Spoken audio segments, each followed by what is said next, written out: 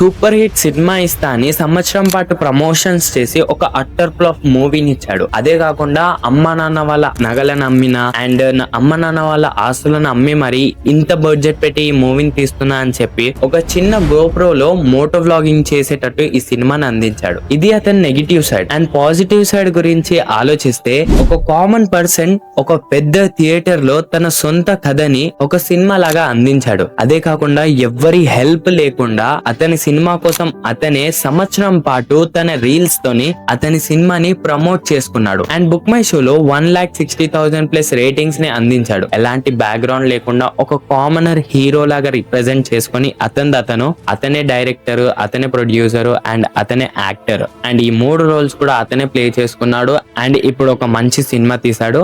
నేను కూడా పర్సనల్ గా అతన్ని అయితే ఎప్పటి నుంచో చూస్తున్నా రీల్స్ అతనివి. అండ్ నేను కూడా చాలా వెయిట్ చేసిన ఈ మూవీ కోసం. అండ్ కంగ్రాచులేషన్స్ టు సూపర్ రాజా అన్న.